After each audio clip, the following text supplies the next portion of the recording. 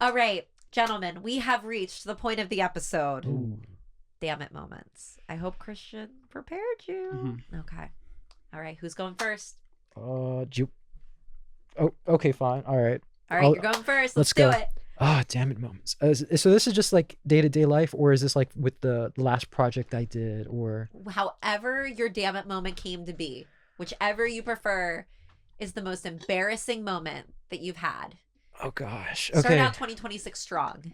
Ooh, okay. Well, luckily we're in January still, so not a lot of embarrassment has happened yet. You still have 11 months. Exactly. I got time. You've got lots Just of give time. me some time. Give me some prep.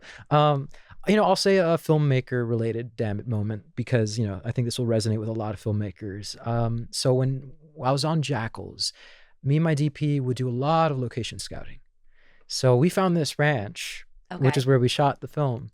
And we were so in love with this ranch. We were like, oh my gosh, we want to move into this ranch. Now, it was wonderful. We were like, there's so much that we can do with it. Like there is this bridge on the ranch where you can cross it, and it looks very it doesn't look sturdy. So it looks like someone could have a chase scene, and there would be a moment where maybe the bridge is about to collapse, and there's all these different parts to it. And we're like, we need to get this in the film. I was just looking at my DP. I'm like, John, we need this. So we did all this location scouting. And then the day of shooting, we arrive and a tree literally collapsed and cut off one of the roads leading into that section of the ranch. Of course. And I storyboarded, keep this in mind, I storyboarded a whole section. I storyboarded the whole film of this 5 to 6 minute chase scene. And I was so excited. I had all these references. So we couldn't do that, but we're we still need to get this chase scene, which there is one in the film. So I'm it's late at night. We get the young talent out, and it's just me and the DP. What are we gonna do? We have maybe an hour. I'm like, hand me the camera. I'm running around with this camera, getting B-roll, and then he's just shooting me from front, running just straight into the camera, and we're just improvising a chase scene up a hill. We couldn't use the bridge, so we're just we're gonna do whatever we can, and that actually made it into the movie. So at first I was like, well, damn. And then I was like, well, okay. Well, okay. I like that. I think that's the first time on the podcast where there's been a damn it, and then okay. Yeah. We're just gonna roll with this. And that's Make filmmaking. it work. Yes. Just improvise. And it's 90% is problem solving on a film set. Amen. Yeah. I can imagine that it would be. I feel like there's probably a lot of pivots where you may spend a lot of time planning for one scene, and then it ends up not working out, or a tree falls on your star bridge. Exactly. We're just can we rude. just get the crew to go around? We walk it. It's dude, you know how much we're carrying? And I'm like, you know what? That's a fair point. Yeah. But hit the gym before we do this. You got to be ready. I should have taken a lesson from your Speedo routine, your swimming routine. Sorry, you weren't. Get in were the you pool. Gotta guys could have went build to up the that Y core. together. Exactly. Damn it. Oh well. Perfect Damn damn it it. Oh, well. moment. I love it. All right. Well, I guess to honor Christian, since he set me up with this amazing opportunity to talk to you today, I'll reference something from our set. So there's a scene where I'm in mortal danger. My character is in mortal danger, and it's a really big pivot. And sometimes as an actor, teachers have told me in the past, wherever your mental head, wherever your mental space is, whatever's in your head, you have to figure out how to use that. If you're hungry, you're hungry. If you're upset that someone said something to you, you're upset. But figure out how to use that when the cameras roll. You just have to use it. And I just couldn't quite drop into this sense of dread and fear, and I needed something external for myself. So as Christian is setting up the camera, I run upstairs. I'm looking around. I see a half pot of coffee. I just chug the whole thing. I'm like, I need to get the heart rate up. I need to be scared for my life for real. So let's do it. Let's do the thing. All right. And so I run back downstairs, and so much of making movies is hurry up and wait.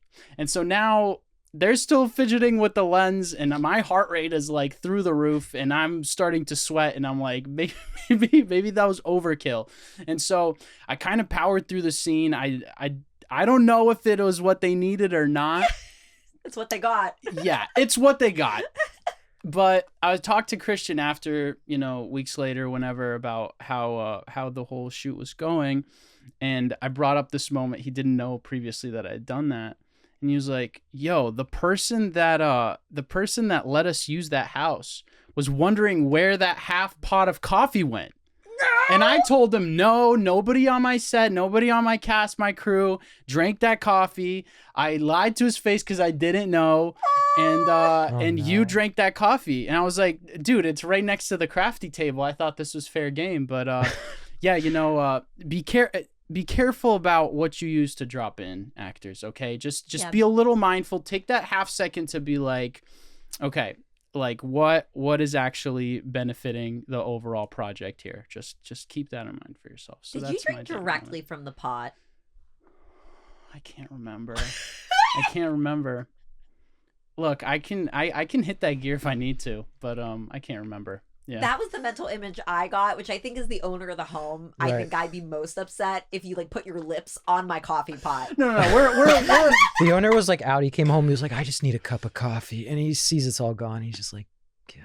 Look, I'm a maniac, but I'm a respectful maniac. So like, okay, if I did do that, I waterfalled it. It was like, okay, yeah. Okay, because I think that would be like the thing that I would be hung up on. It'd be like your lips touching my coffee pot. No. I'm not a monster, guys. Yeah. Okay. I mean, contrary to the rules that you're playing. Roy is a monster. Yes. Yeah. But such is the life of an actor. Somebody else writes the script, and your job is to fulfill it faithfully. Now, if the project aligns with your values is another question.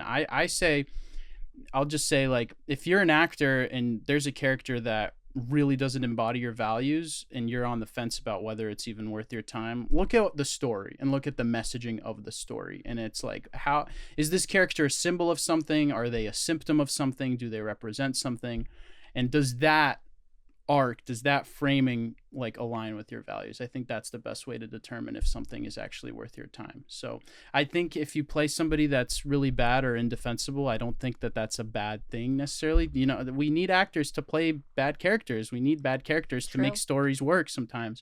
But it's like, is the overall story aligning with your values? Yeah, absolutely. Yeah. Lastly, while we're both on these Dammit moments, it's kind of inspired me to ask. And that's great advice, by the way, for, actors or anyone in the film industry. I think you both have given a lot of great advice and a lot of great insight on this episode. But I need some tomfoolery. What's the biggest pivot that you've had, or like duct tape moment that you've had while filming or acting? Oh, man, you got to go first because I'm still stuck on the coffee. Oh, no, you're good. And if there's not one and that was your Dammit moment, that's fine. Mm-hmm. But I'm just wondering if there's maybe something beyond that where like, you really like were in the mind of one thing and then something pivoted and changed, or there was a character, or you were filmmaking and you had to kind of like shift around like to an extreme. Yeah, well, like I think you mentioned earlier, filmmaking, a lot of it is waiting. And, when you're making a film and you're doing it mostly out of your own pocket, you can like have moments where, the funding is going to be a bit dry. So you need to like wait to like when you get to film again. And the hardest thing, I want to tell filmmakers that, don't let this discourage you, because this is common, is just having those moments where like it feels like nothing is really happening. Yeah. And that can be very devastating for especially first time filmmakers, where it's like you're making something and then you got to stop because maybe something happened, your equipment broke, or a member of the crew or cast got sick. Those things happen all the time, and you should never take it like as a sign of like, am I a good filmmaker? Can this project actually be completed? No, like you got to stop sometimes, catch your breath. And of course, when you have downtime, you're always still thinking, you're coming up with ideas. Right. So I think the pivoting comes in like life or whatever will like get in the way. It'll put you in a moment of like wait or rest. You'll feel idle, but your mind and your creativity should still be there, so that when you get back on set, you're able to come back like stronger, more prepared. So with my film, we had months where we were just not filming, and it was like in total, I think it was like around a 5 or 6 day shoot. Okay. But we had so much downtime in between. I felt like, is this normal? Am I just like blundering? But then I realized it's not a race to get this thing made. Yeah. You know, it'll get made when it gets made. And when it gets made, it can either be really, really good or it can be rushed. Right. So when you have that downtime, take it. And, you know, don't feel negative about it. You know, so once you're back on set, you're there to work, you're there to create.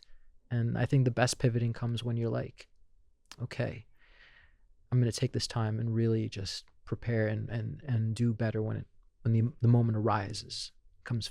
So yeah, I think it's a very valuable piece of advice, because I feel like with like especially a film project, you can kind of feel or tell if something's a little rushed or like if something moves very quickly. So I think you're right. Like it may seem like a faltering thing or a negative, but like having that patience and having that time in between is probably not a bad thing. So I feel like, you know, you can kind of feel that within the project. absolutely. You just gotta take that time. And again, like, okay, maybe there's something I can add to this scene, or maybe I can make this change or add a line. Yeah, that's true. And some of the greatest moments, I guess, like when making films is like those like spontaneous moments. But I think there has to be a bit of prep so you can have that moment of like, you just want to play and be spontaneous. When actors say they want to just, you know, throw everything out the window and just, you know, improvise in this moment. Well, I think you have to have something in the room to throw it out Yes. before you can just throw something out of the window. Otherwise, you're just throwing out air. Yeah. So, and that's the same with directors. You know, you think of a scene, you run it in your head and your mind so many times, and you're like, okay, it's going to play out like this. But then when you get on set, it's rarely like that. You know, you're always making a different film. The film is always in a state of evolution. It's like a Pokemon. And instead of having like 3 stages of evolution, it has multiple, like several. So it can be the writing phase, the production phase, the post-production phase, and even after, you know, what people make of it. So once you make it and it's out there, people can have all kinds of theories and ideas of what that film means to them. And I love that part. I really do. That's the best part about it, right? That and acting. I love acting. You love acting? Yeah.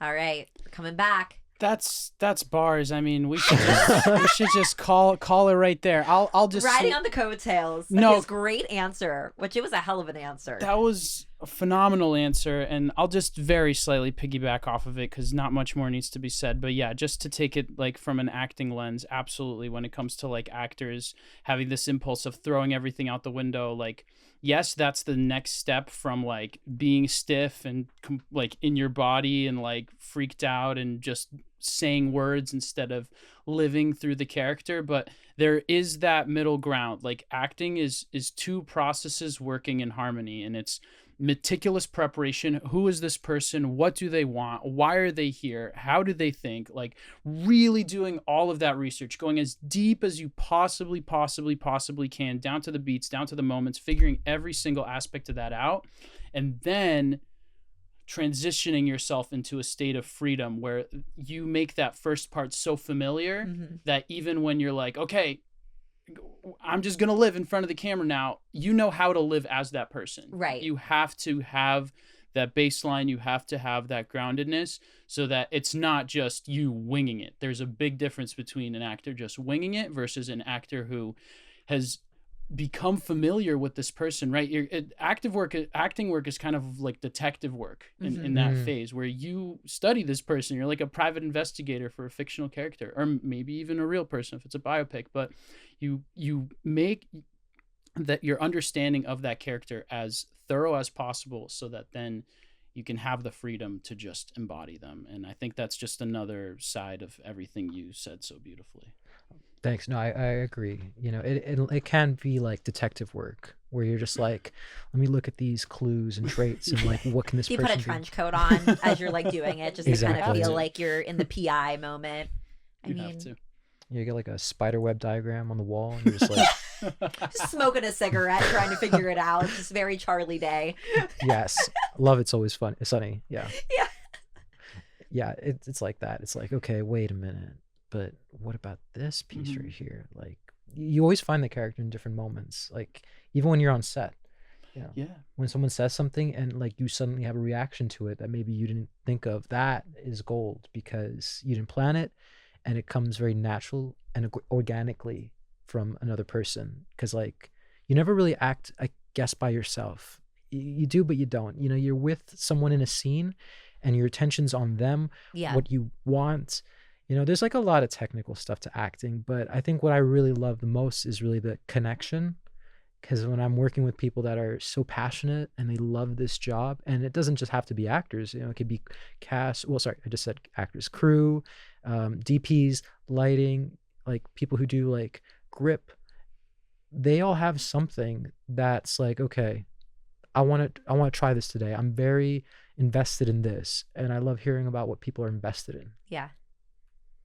I love the behind the scenes too, of just like hearing like, you know, the process and how, you know, the journey of like putting that film together.